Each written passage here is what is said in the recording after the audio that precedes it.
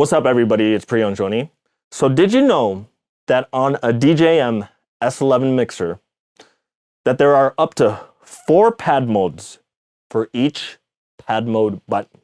The primary ones are obvious because they're printed right on the button. The secondary ones, the ones that you hold shift and click the primary button to access, are printed right below it.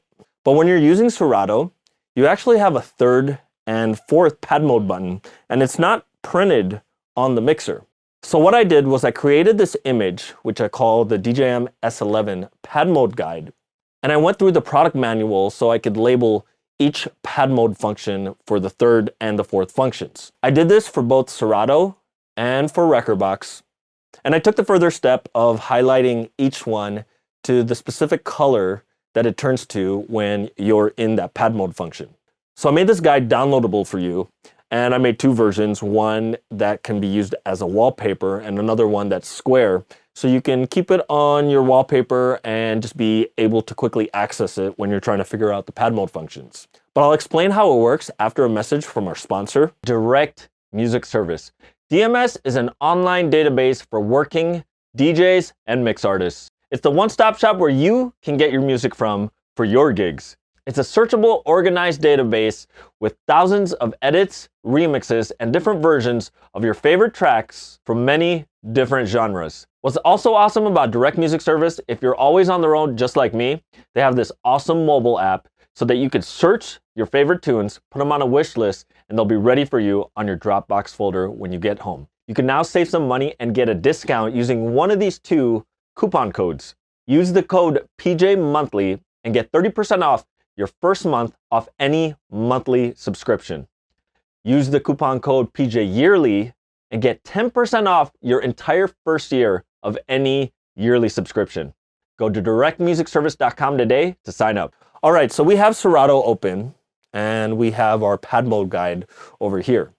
And as you can see, there is a separate section for Serato and a separate section for Rekordbox. We'll talk about Rekordbox shortly since we have Serato open. So for your primary pad modes, where you click the pad mode button once, you got hot cue, roll, save loop, and sampler. And as you can see, each one of these colors are the colors of the buttons when they're engaged. So like hot cue is white, roll is a type of teal, so that's right there.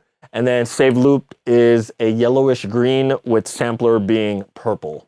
Now for the secondary pad modes where it's press once holding shift, that would be when you click shift, and for pitch play it turns green, for slicer loop it turns blue, for save loop it turns green, and for scratch bank a magenta purple pinkish.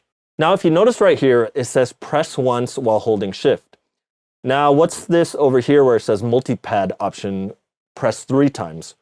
Well, in the default function of the S11, just like on the S9, if you want to use the shift button to access the secondary pad modes, you use the shift button.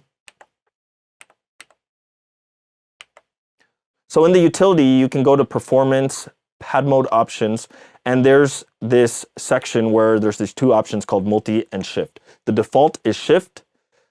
This option called multi is what we're talking about here, where it says multi-pad option, press 3 times. So instead of using shift to access the secondary function, you can click this 3 times and we get to the secondary function. Now you can still use shift to access those, but the multi allows you to do triple clicks and quadruple clicks. So we're going to switch this back to shift. So on where it says press twice is actually the 3rd pad mode option. There is a double click whether you're in shift or multi. So when you double click hot cue, it turns red, and red stands for gate cue. The sky blue is the cue loop. When you double click the save loop button, it's actually auto loop on the top and beat jump on the bottom. The outer bottom pads that are more reddish orange, they are the beat jump link buttons. while the inside ones are the beat jump direction. So if you click this pad, it's going to beat jump in the duration that you set. Going backwards, if you click this pad, it's going to go forward. Double click the sampler button and it turns teal and it becomes the transport button. This is cue, this is play. This pad becomes your key lock, while this one becomes the sync button. These buttons right here serve as your tempo slider. So basically, if you're moving forward or faster, and this one is backwards, while these ones, these first two pads are your pitch bend buttons. So if you're in internal mode and you go into the transport, you can completely manually mix and beat match simply using this mode on the pads without any DVS decks or CDJs. These third function buttons that require you to click twice are 2 clicks whether you're in multi or shift mode. Now there is a fourth mode. If you click shift and double click the primary pad mode buttons, they turn yellow. All 4 will turn yellow. And these are your 4 user modes. You can customize these pads to do whatever you want them to do. Now we can cover how to do that in a different video.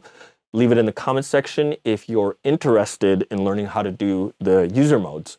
But these 4th functions, which are your user modes, can be accessed 2 different ways. It would be shift, double click. But if you're in multi-mode, it's 4 clicks.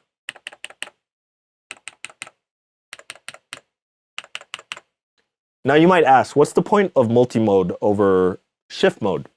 Well, in DJ competitions, DJ battles out there, the competitors like to have one-hand use of engaging different pad modes. And yeah, the shift button isn't really that far and is no issue for some people. But for others, being able to click the pad modes and get to the one you want very, very quickly with just one hand and no holding of another button.